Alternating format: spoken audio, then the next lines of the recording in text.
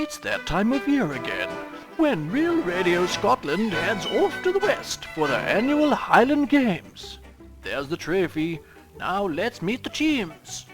The Stripes are captained by Mr. Billy Anderson. That's him in the rather tight tracksuit bottoms. That's better. And the Whites are being led under the banner of Mrs. Agnes Cassells. Of course, every competition requires an adjudicator, and today it's Gavin Bruce, aided by his glamorous assistant, Mrs. Margaret McCaffrey. Performing the duties of chieftain is Miss Carol Todd. These duties include providing a rousing speech to inspire the teams, and then it's time to declare the games officially open. Now that the formalities have been observed, it's time for a drink. After all, nothing says sports day like a nice glass of sherry. Here's one athlete who's getting into the spirit of things. Kimberly has illustrated herself with her team colors. Better watch out, you'll have someone's eye out with that.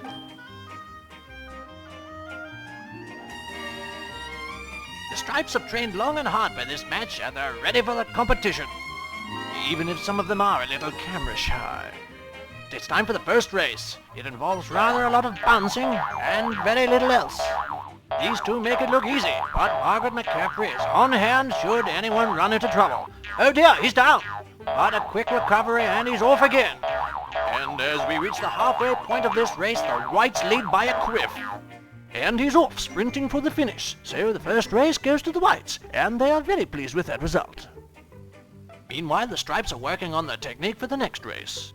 But things quickly go from good to bad to, frankly, downright awful. Better hurry, Stripes. The Whites look like they're ready for the next race already. But first, more sherry. This bunch really do know how to enjoy themselves. It's time for the second race, and they're lined up, and they're off! All that practice seems to have paid off, as both teams are off to a flying start. But once again, the Whites have taken the lead. But the race isn't over yet. There's still 2 more wheelbarrows to go, and as the Whites come in over the edge, their teammates head off, and the Stripes take the lead. It really is marvelously exciting stuff, as the Whites seem to be struggling. It looks like it's all over for David and Kimberly in this race, as the Stripes are way ahead. But that was an excellent turnaround, and the Whites are gaining ground fast. They haven't given up on this race yet, and with good reason. It looks like they may be in with a chance. These two have clearly done this before. They just might win it. And they have. Well, I say, all that activity has made me hungry. Time for a barbecue, prepared by resident cook, Sandra. That's it, everyone. Tuck in. Don't get too close to that fire, Gavin. You'll burn your back. Well, so far it's been an excellent day for sport. And the grub's not bad either, eh, Billy? Lunchtime is over. Now here's Mr. Paul Summers to demonstrate proper ball control. Oh well, keep up the practice. Lindsay Cavanagh's got the right idea. She's asked Gareth how to kick a football. That'll come in handy in the penalty competition. Jacob's decided to sit this one out, as he knows all there is to know about football. There's only 2 things you need to know when taking a penalty. 1, take a long run. 2, remove any excess alcohol from the field of play. Then you're free to shoot.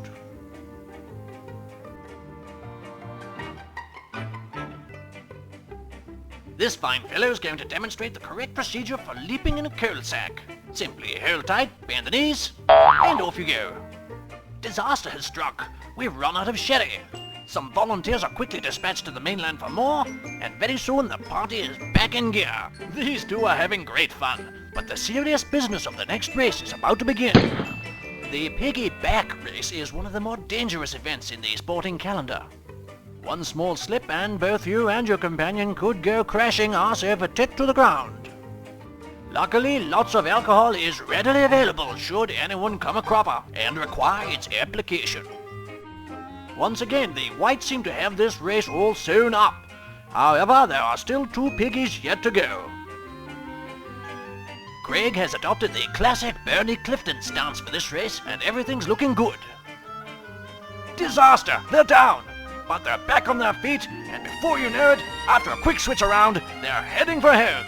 And with no sign of the Stripes in sight, it's another clear victory for the Whites. Everything seems to be coming up roses for this lot, but let's see how good you are at tossing the K-bar. That's not bad. That's okay. Let's see how young Graham McKellar does for the stripes. Oh dear. Gavin doesn't like it at all. He's decided to confiscate the K-bar in the interests of public safety and let the group try throwing something a little less dangerous. Wellington boots. And there's a good effort from Miss Cavanagh. Now here comes Paul Summers to try his luck. And it's a big throw. Yes, that will do nicely. The Stripes are very happy with that effort. This is Miss Stephanie Lamont for the Whites. A little unorthodox perhaps, but... it's good. It's a big shot. And here's the boy David with a more conventional approach. Not bad. And finally, here's Heather Kane with a nice swing action for the Whites. Nice run up.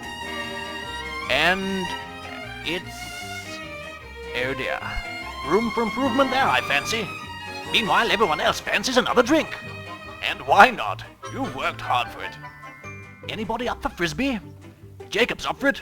And down. And up for it again. Gareth's not up for it at all. He'd rather lie down and dream of Christmas. What's that? Yes, it's my favorite time of year too. It's the big penalty shootout competition. Here's Agnes. Good effort. Now shooting for the Whites is Heather Kane. Let's see if Jacob Chan can do any better for the Stripes. Oh dear, I think that may have hit a bird. Perhaps the Whites can give Jacob a lesson in how to shoot. Indeed they can. Take that, Stripes. Next up it's Lindsay. Does she have what it takes to put one past the keeper? Indeed she has. He didn't stand a chance with those fine tactics staring him in the face. Nice pinpoint accuracy from Susie.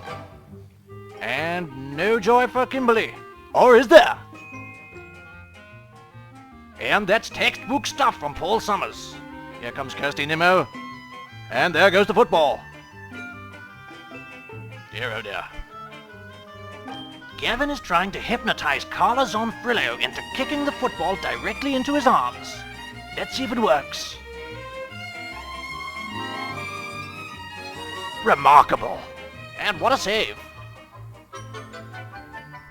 It's an unusually hot day in Millport today, and all the athletes have been worn out by the heat of the sun. At least they hope it's the sun and not the nuclear power plant that's across the bay. With the final kick of the day, Gavin makes a fantastic save, and in a manner best befitting the day, Carol Todd officially brings the games to a close. Although, of course, there is still time for one more sherry.